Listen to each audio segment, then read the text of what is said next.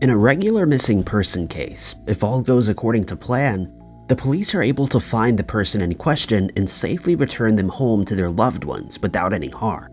In a certain percentage of cases, that's exactly what does happen.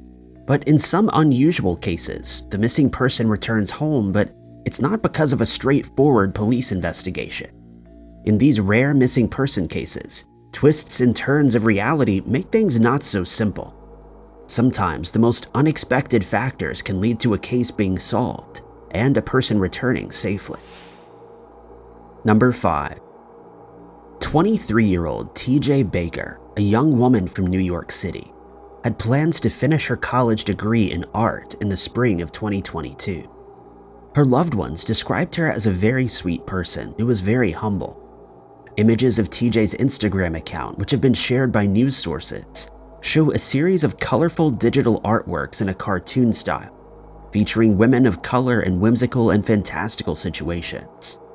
The influences of TJ's childhood are clear. She's drawn inspiration from a number of movies, including Disney's Hocus Pocus and the animated film Coraline. The budding artist was looking forward to graduation and getting her start in the workforce. When she was offered an opportunity to design posters for a woman that she met online, she saw it as her chance to begin working as a professional artist. The woman asked TJ to travel to Washington, D.C., and she agreed. On May 1st, 2022, TJ boarded a bus from Wortman Avenue in Brooklyn and got off at Washington, D.C.'s Union Station. After she got off, she ceased answering her phone and activity on her social media accounts stopped. TJ and her mother, Taquana, usually spoke every day. Taquana was proud of her daughter and had high hopes for her work in Washington, D.C. But when TJ left New York, Taquana stopped hearing from her daughter, and she was immediately concerned. Worryingly, TJ's phone also stopped ringing, and Taquana suspected that it was turned off or even disconnected. Taquana first tried to connect with the woman who had asked her daughter to come to Washington. She said that TJ had never made it. Taquana called the police and attempted to file a missing person report, but the police told her that because TJ is an adult, she's free to come and go as she pleases. Left on her own, Taquana decided to travel to DC herself to try to find her daughter. Starting in early May of 2022, Taquana began searching the city to find TJ, including abandoned buildings, alleyways, and homeless shelters. She created and hung up her own posters across the city. In June, Taquana got her first break in the search. On Wednesday, June 1st, TJ called home. TJ spoke to her grandmother, Roxanne, on the phone and begged her to tell Taquana to come get her. Roxanne said TJ seemed frightened and whispered in fear. She wouldn't give any information about where she had been and seemed to be in a hurry. She just told Roxanne she needed her family to come. Taquana immediately rushed to the Maryland nail salon where TJ said she'd been seen. But by the time she got there, there was no trace of her daughter. However, the salon did say a young woman matching TJ's description had been there, and they shared CCTV footage with Taquana. In the series of still images from the footage, TJ can clearly be seen. She appears disheveled and is pacing back and forth. She's wearing a black sweatshirt with a hood pulled over her head and appears to have had a dirty gray jacket tied under her waist. It seems like something wasn't right. After this sighting, Taquana was more convinced than ever that TJ was in Washington, D.C., but she wasn't there of her own free will. She was particularly concerned when TJ was involved in human trafficking. According to the website iWoman, Black women and girls like TJ are particularly susceptible to trafficking and exploitation, and are often overlooked by police and law enforcement. The National Resource Center on Domestic Violence's online resource library confirms that Black women make up a staggering 40% of people who have survived sexual trafficking.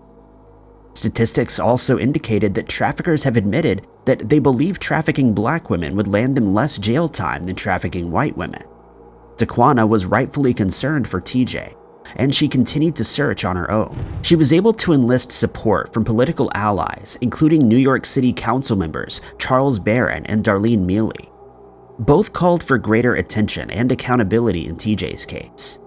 Councilwoman Mealy remarked that the city of New York, with all the resources and all the cameras, should be able to do better in finding this missing young woman. but the police were not the ones who found TJ once and for all. After several weeks of constant searching, it was Taquana on her own who brought her daughter home. Taquana's missing person posters were a crucial clue in finding TJ in Prince George County, Maryland. A security guard at a store reached out after a young person looking for food matching the posters was seen asking around. Then a bus driver identified TJ as a passenger on her vehicle. Taquana was able to triangulate these sightings and found her daughter near a bus stop in Maryland on June 24, 2022, shaken and bruised but otherwise safe. TJ had abrasions on her feet and ankle and was emotionally traumatized by her kidnapping. Although she's not made a public statement, Taquana told reporters that TJ is very frightened and wanted to go into hiding. Her life will never be the same. Perhaps most shockingly, though, was the lack of press and police attention dedicated to TJ's rescue. Very few reporters covered her story. Councilwoman Darlene Mealy told the New Amsterdam News that Taquana did all the police work in TJ's case, and that her case was not covered fairly. The most recent reports on TJ were published in the summer of 2022. She's said to have been recovering at home and still staying with her mother and grandmother. No information has been shared about the group that kidnapped her, and there are still a number of unanswered questions in this shockingly underreported case. Number 4. Growing up in Rockhampton, North Queensland, Australia, was not easy for Natasha Ryan. Natasha was a troubled young woman whose parents, Jennifer and Robert, had gotten divorced when she was a child. Robert was remarried, and Natasha had served as a bridesmaid to her stepmother, Debbie. As a teenager, Natasha experimented with drugs, dated inappropriate men, and even once tried to take her own life. In 1998, Natasha was just 14 years old, but she was dating 22-year-old milkman Scott Black. On July 12th of that year, while walking the family dog, she vanished. Days later, she was found attending a concert at the Rockhampton Music Bowl. Scott was charged with a $1,000 fine for obstructing the investigation into her disappearance. He told police that he had helped her run away from her parents because she threatened to harm herself if she didn't. When Natasha went missing again on August 31st, police didn't immediately publicize her case. Natasha's mom had dropped her off at school before she vanished.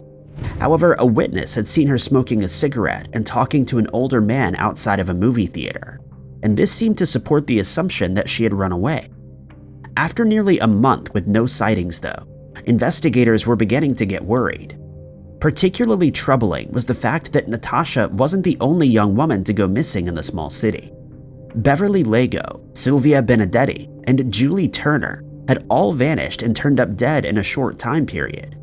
There were concerns that a serial killer was on the loose, and that Natasha was another one of his victims. The eventual investigation into Natasha's case cost upward of $400,000 in Australian dollars. On April 2, 1999, another schoolgirl went missing from Rockhampton, Kira Steinhardt, age 9. Tragically, Kira's life was cut short by an attacker named Leonard John Fraser, a criminal who had served more than 20 years in prison for violence against women. He had recently been released and promptly committed a series of heinous crimes. He was brought into police custody in May of 1999 and led police to Kira's remains on May 5th. Because Kira and Natasha both went missing on their way to or at school, Kira's solved case prompted fears that the same thing could have happened to Natasha. Police were also starting to link the cases of these young women with the recent cases of the 3 adult victims in the area, Beverly, Sylvia, and Julie. Fearing the worst, Natasha's family decided to hold a memorial service for her. In 2001, on what could have been Natasha's 17th birthday, her family and friends held a farewell at the Bundaberg Crematorium Chapel. While he was held in custody on charges of Kira's murder, Leonard John Fraser confessed to his cellmate that he was responsible for the attacks on Beverly Lego, Sylvia Benedetti, and Julie Turner. Leonard revealed details of the attacks on Beverly, Sylvia, and Julie that only the killer would have known, and he eventually led investigators to their remains. As part of these confessions, Leonard also claimed to have attacked and killed Natasha Ryan. It's unclear whether Leonard brought up Natasha himself or if he was asked about her. However, he told police that he picked her up outside the cinema where she was last seen, hit her in the head, and then took her remains to what he called the Pink Lily Pond near the airport. Unlike in the cases of the other women, though, there was no physical evidence linking Natasha to Leonard, and no proof that she had even passed away. Despite this, investigators moved forward with the trial for all 4 attacks. Natasha's family had even come to believe that she had passed away. Speaking to reporters, her mother Jenny said, quote, "I don't believe Natasha would let me go through all that pain if she was out there." The runaway theory no longer seemed to fit. Everyone believed that something bad had happened to Natasha and Leonard was to blame. In 2000, Leonard was sentenced to life in prison for the murder of Kira Steinhardt. In April of 2003, his second trial proceeded for the attacks on Sylvia, Beverly, and Julie, and Natasha. But a piece of information would come out of this 2003 trial that shocked everyone involved and blew the case wide open. 3 weeks before Leonard's trial began, a woman going only by the name of Sally called a counseling helpline asking for advice. Sally said that she was a runaway living with her boyfriend, but now a man was going to be tried for her murder. She didn't know what to do. The counselor anonymously reported Sally's messages to the police, but investigators were unable to trace the call, and no further action was taken. Weeks later, an unsigned note was sent to the police department. It said that Natasha was alive and provided a phone number. Police tracked the number to a house on Mills Avenue. Inside, hiding in a cupboard, was none other than Natasha Ryan. It had been 4 years and 8 months. Natasha's family, including her parents, were attending Leonard's trial when a private investigator pulled her father aside to deliver the shocking news. Natasha had been found, and she hadn't been killed or kidnapped. She'd left of her own free will.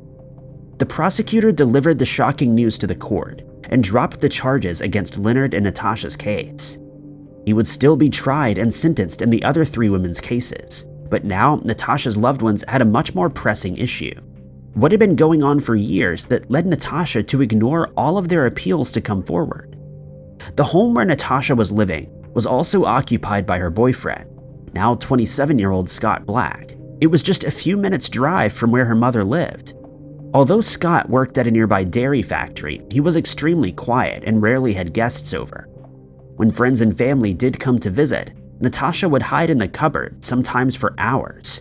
She'd left the house only 6 times in the last 4.5 years, mostly to visit a secluded beach. She never even hung her washing out on the laundry line in the backyard. Scott always kept the curtains to the home drawn so that Natasha could walk around. Natasha was served with a $1,000 fine, and Scott was convicted of perjury for lying about her whereabouts to police officers. He served 12 months in jail. Although Natasha refused to comment about why she'd hid for so long, she did tell reporters that she didn't think Scott should be punished, adding that it was my decision to run away. He was protecting me and I caused him to do it. She added that she was never going to publicly reveal why she left, as she didn't think it would make a difference. It was a reveal that shocked the nation, and rightfully so. Many believed that Natasha and Scott should have to pay back the police costs spent on the search. The duo did sell the exclusive rights to their story to a media company called PBL for more than $100,000.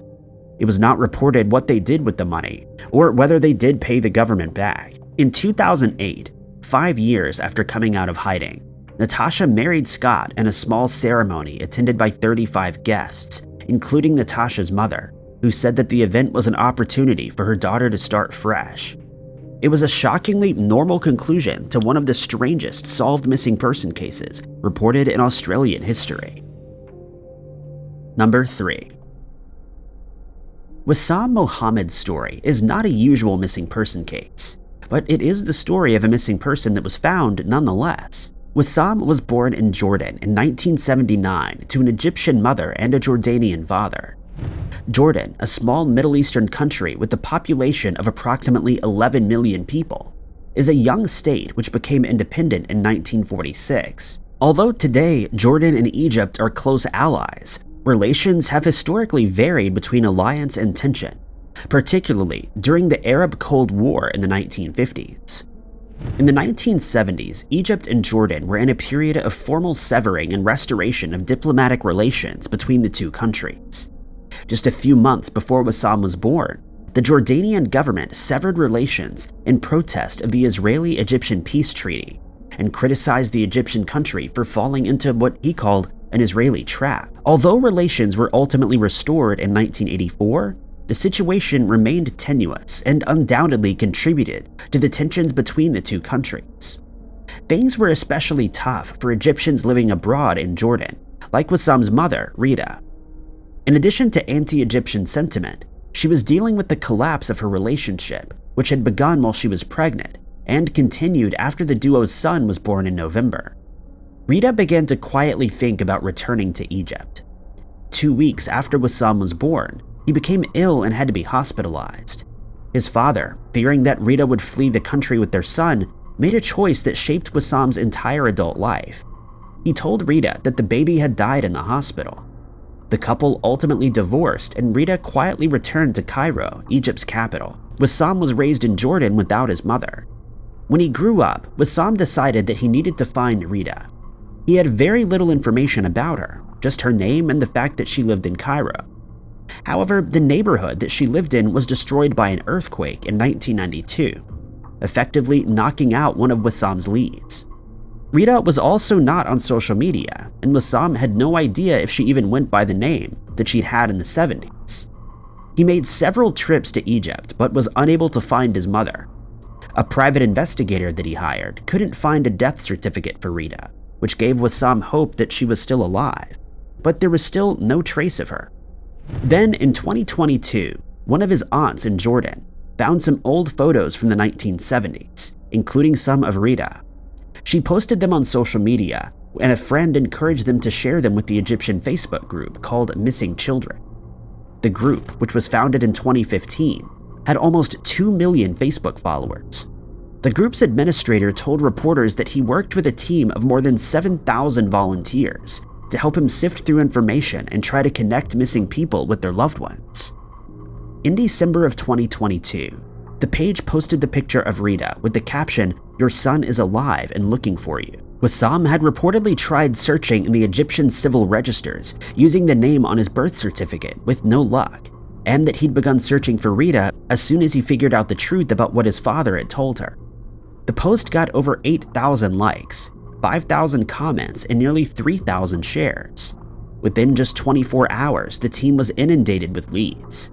On December 7th, 2022, something almost miraculous happened. Rita's relatives saw her photo and came forward. Wasam flew to Cairo to meet her the very next day. On December 8th, 2022, Wasam and Rita hugged each other for the first time in over 40 years. His 20-year search for his roots was finally complete. In a picture posted to Facebook, the pair hugged tightly. Relief is evident on both of their faces, Wasam as he looks down into his mother's face, and Rita as she leans into her son's shoulders.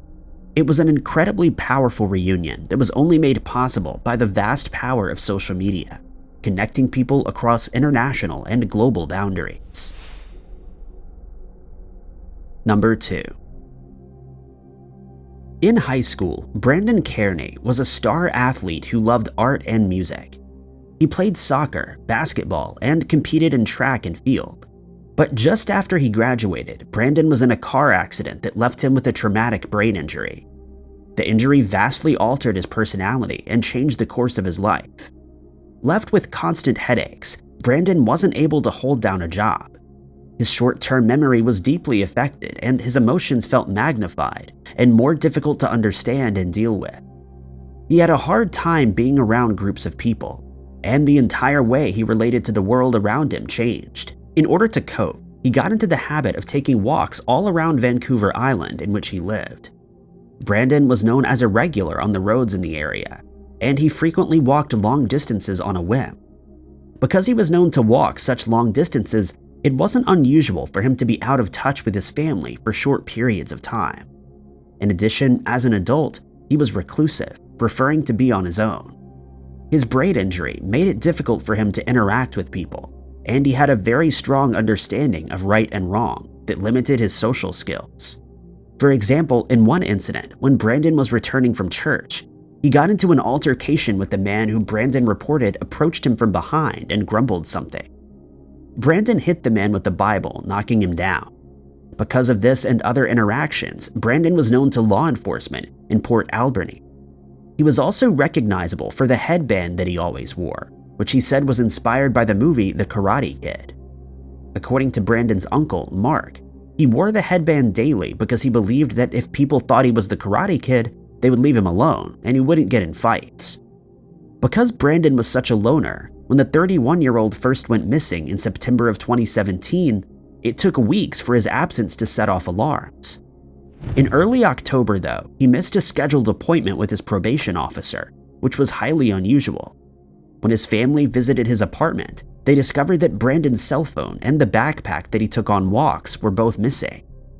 Although he sometimes fell out of touch, it was unusual for him to be gone for so long and to miss an appointment.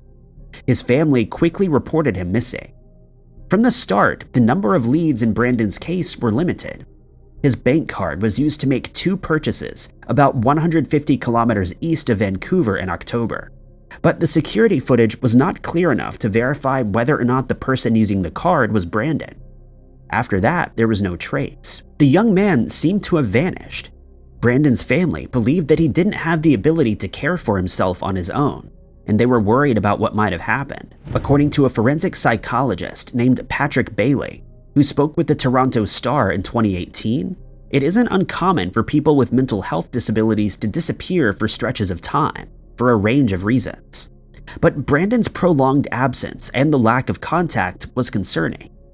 Years went by and his family didn't hear from him. In 2021, his case was afforded renewed media attention when he was covered on a true crime podcast called Gone Boys. Speaking to the podcast host, Laura Palmer, Brandon's mother, Linda, said, quote, "I don't know how he would be living. I honestly don't see it. We were so connected and it's just been too long." However, Linda also shared that she regularly dreamed of her son and thought of him regularly. Then in 2022, a man living in Burnaby, Canada, was discovered sleeping on a park bench in the city. Located about 4 hours west of Port Alberni, Burnaby is just outside of Vancouver and less than an hour from the United States border. As part of a routine investigation, the man's fingerprints were taken. They matched exactly with Brandon. But there was a shocking twist. The man, who seemed reasonably lucid, insisted that he was an American citizen and not Brandon Kearney. He even went by a different name. Brandon had been picked up by police in Burnaby because he seemed to be homeless, and he was transferred to border services when he claimed to be an American citizen. He'd been living in the United States, and police officers reported that he was polite, non-confrontational, and seemed healthy. There were records of his alternate name in the United States, providing that he'd lived there at least on and off. He'd been associated with vagrancy but had not been charged with any crime in the United States. And despite what his fingerprints said, he insisted that he wasn't Brandon and said he definitely didn't want to see his family. He told police that he wanted to continue the life that he'd been living. His family told Laura Palmer, the host of Gone Boys, that they were thrilled that Brandon is alive and well, although they're saddened by his refusal to speak with them. Laura asked Brandon's family if his brain injury could possibly be associated with his strange behavior. However, they don't know without speaking to him, and they're left with more questions than answers. The name Brandon has been going by has not been released, likely to protect his privacy. However, without speaking to the man himself, those who have followed his unusual case may never be able to understand why he vanished, where he's been, or why he chose to come back to Canada. Port Alberni police have made a statement that simply says a person that was reported missing from Port Alberni in 2017 has been located safe in Burnaby. The person that was located had a warrant for a DNA sample, and that person's identity was confirmed through fingerprints. Other than this, there's no information available about Brandon's current whereabouts. Number 1. On February 3rd, 2014, Tom Hart Dyke wrote that, quote, "Though nearly 14 years have passed since I was kidnapped in an uncharted part of the Colombian rainforest, I cannot banish from my mind the moment when I found myself staring down the barrel of an AK-47 assault rifle and into the face of a snarling army. The remarkable British man was once a missing person, and the tale of how he went missing and how he returned is truly shocking." Tom, a horticulturalist, studied tree surgery at the Sparsholt College in Hampshire. He was raised at Lullingstone Castle an ancestral home of his family for generations since it was built in 1497. Growing up with a multi-generational family, Tom's passion for plants was especially nurtured by the beautiful flowers and gardens at the castle. In the years leading up to the turn of the new millennium, Tom, a recent graduate, decided to embark on an ambitious plan to create a world garden at his family home. He decided that he wanted to collect and gather plants from all over the world, including what he hoped would be a new variety of a rare species of orchid. Tom planned more than 2 years of travels to hunt for native plants, including a year in Southeast Asia and a year in Australia. At the end of the trip, he planned to spend 3 weeks in Central America.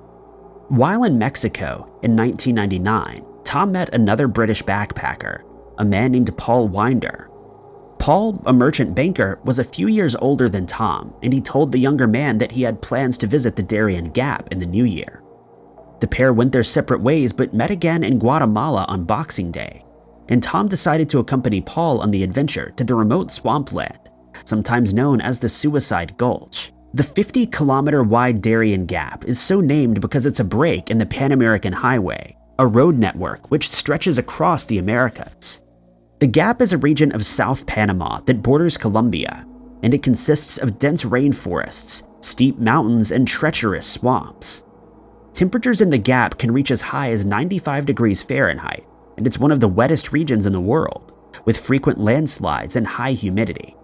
It's only ever been successfully settled by the Kuna Indians, the native people who are indigenous to the region. The Gap has grown increasingly more treacherous due to the increasing illegal activity in the region. Because it's unmonitored and unsettled, it's become a drug smuggling corridor. Those who seek to smuggle illegal goods can do so without the fear of interruption. However, despite its dangers, the Gap is also known for its incredible biodiversity. Biologists and researchers from all branches of science have traveled there to study the species of plants and animals that live within. It's this untapped potential that led Tom and Paul to enter the jungle in March of 2000. Even though the Lonely Planet travel guidebook they carried simply carried the warning, "Don't even think about it." The explorers hired a pair of local guides to help them through the dense rainforest and show them where to find orchids. On the morning of March 16, 2000, their group was apprehended by 2 figures in paramilitary gear, armed with automatic weapons. In the year 2000, the southern jungles of Colombia were occupied by a rebel group known as the FARC, or the Revolutionary Armed Forces of Colombia. It was this organization who had ambushed Tom and Paul. After commanding the duo and their guides to the ground, the men and several others who emerged from the dense bushes tied up the Brits and released the guards. After half an hour, the army told Tom and Paul that they would free them if they didn't run. The pair, terrified and alone in the jungle with their guides, agreed. Thus, they were released and began an 8-month ordeal as captives, deep in the rainforest of the Darien Gap.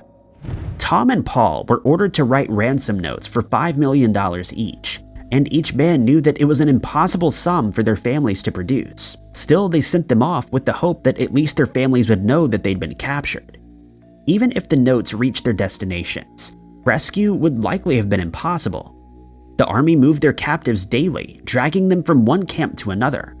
Along the way, their group encountered hundreds of soldiers, men and women, all of them armed to the teeth and moving in small groups or pods of no more than 20. According to Tom, it seemed like the army didn't really have an organized sense of what they were fighting for. He said they thought he and Paul were drug smugglers themselves, or maybe CIA operatives. Communication between the captives and the kidnappers was difficult, and Tom tried to explain that they were there collecting flowers to no avail. After 2 months, one of the operatives told Tom and Paul that he was going to shoot them that evening. Both were terrified, but the deadline came and passed with no fanfare. Other members of the group later told them that it had been a cruel joke. For months, the group dragged their captives through the rainforests. Although they were used to navigating in the wild, Tom and Paul struggled to keep up, moving slowly and becoming weaker and weaker. Paul developed an infection in his leg, and their kidnappers provided some antibiotics, but he did not fully recover. The pair developed a strategy for remaining on the kidnappers' good side. Tom explained that he came to believe that if we kept thanking them for everything all the time, they would think twice about killing us. He also kept trying to convince the captors that the pair really were just in the jungle to hunt for flowers, and even attempted to create small gardens to get his point across. As time passed, the members of the group seemed to grow increasingly dissatisfied. Tom speculated that he'd begun to realize that the ransom money would never come. There was also increasing fighting among the group, who didn't seem to know what to do. Then one evening in December, something unexpected happened. For reasons that remain unknown to this day, the kidnappers handed Tom and Paul their cameras, passports, and belongings and told them to go. They even pointed the way out of the jungle. After more than 6 days of struggling on their own, as well as a close call with a splinter group helmed by another of their former captors, Tom and Paul came to a clearing where they came across a ranger station manned by 2 researchers. The pair had a radio and they were able to contact the British embassy, who arranged for a speedboat and a jet out of the jungle. Tom and Paul spent one night in the embassy in Bogota before being flown home to the United Kingdom on December 21st, 2000. All told, they'd spent more than 8 months captive in the jungle. Tom and Paul's astonishing story is truly one of the strangest missing person cases documented in recent history, and their release and escape from the jungle is a twist that they would have never expected. Thank you guys so much for watching. If you liked this video, be sure to hit that like button. Also, don't forget to subscribe and click that notification bell to keep up to date with all of our future uploads. But my name is Ty Knotts, and I'll catch you guys in the